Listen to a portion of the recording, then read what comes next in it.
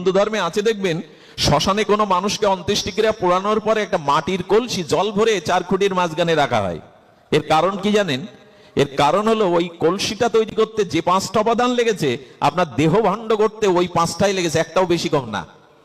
যেমন ওই কলসি তৈরি করতে গিয়ে কর্মকার প্রথম মাটি এনেছেন, মাটিটা জল মিশিয়ে নরম নির্মল করতে হয়েছে, তারপরে হস্তশিল্পে দ্বারা একটা কলসির রূপ দিয়েছে, দিয়ে ওটা বাতাসে শুকিয়েছে, মাটি লাগলো, জল লাগলো, বাতাসে শুকালো, অগ্নিতে কোমর পোড়ালো, এই 4টে জিনিস ওর মধ্যে।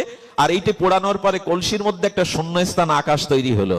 ঠিক এই 5টা দিয়েই আপনার দেহ, এই বিশ্ব ব্রহ্মাণ্ডের যা কিছু প্রপঞ্চ সব এই 5টা জিনিসে, এই পৃথিবীও এই 5টা জিনিস দিয়ে গড়া। ক্ষিতি অপ তেজ মরুত, বোঝা যায় মা? একটু কষ্ট, এই সব আলোচনা একটু আনন্দ পাবে না, কিন্তু এগুলো একটু নারিকেলের মতো। নারিকেল ফল সবাই আবার ছেদ করতে পারে না। সব পশু পাখি কি নারিকেল ফল আস্বাদন করতে পারে? তো নারিকেলের মধ্যেই তো মজা। আরো ওটা যদি একটু নাড়ু পাকিয়ে মায়েরা যদি একটু তাপাই দিয়ে একটু নাড়ু তৈরি করে সন্দেশ, আরো ভালো লাগে। তো আমাদের একটু নারকেলের ফলের মতো ভেতরে, যে বাইরে বাইরে আবরণ আছে, শক্ত মালা আছে, কিন্তু ভেতরে যেতে হবে, তাহলে আনন্দ পাবেন। শুধু লীলা কথা বলে, শুধু আবেগ সৃষ্টি করলে আমরা পথ এগোতে পারবো না।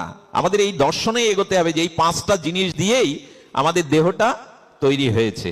ওই কলসি আর আমার দেহ ভাণ্ড, এই জন্য ওই 4টি খুঁটি শ্মশানে থাকবে কেন? 6টা 8টা থাকতে পারতো। হলো ধর্মাত্ম কামমোক্ষ, এই 4টে সংসারের মধ্যে এই মাটির ঘট রূপে যে জলটা ভরে দেয় কেন? জল হলো জীবনের প্রতীক, আত্মার জলই তো জীবন, সৃষ্টির প্রথম উপাদান।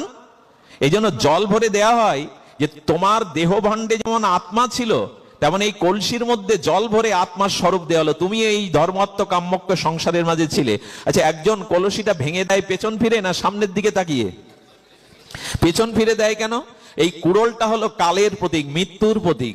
মৃত্যু কখনো সাল তারিখ জানিয়ে তোমার কাছে আসবেন, এই জন্য পেছন দিয়ে ওই কুড়ালটা হলো মৃত্যুর প্রতীক, আর পেছন দিয়ে ভাঙার অর্থ হলো মৃত্যু তোমার সাল তারিখ জানিয়ে কখনো আসবেন। আমি গতদিন বলেছিলাম, ভোপালের রাস্তা দিয়ে এক ভদ্রলোক শিল্পপতি প্রাইভেট কার থেকে নেমে রোড পার হচ্ছেন। ওই ভোপাল থেকে, জঙ্গল থেকে একটা বড় চিল, বনচিল, একটা বিষাক্ত সর্প, তাকে নিয়ে ওই সে পায়ে করে নিয়ে যাচ্ছে, তাকে মেরে খাবে। চিল তো শত্রু সাপের। সাপটা নাড়াচাড়া করতে গিয়ে ওই ফুটপাত পার হওয়া শিল্পপতির ঘাড়ে পড়লো। নাড়াচাড়া করছিল সাপটা, ওইখানেই দংশন করলো, ওইখানেই উনি মারা গেল। বলুন তো, কত পরিকল্পনা নিয়ে গাড়ি, নিজের প্রাইভেট পাজরা জিপ থেকে নেমে যাচ্ছিলেন অফিসে, আর যাওয়া।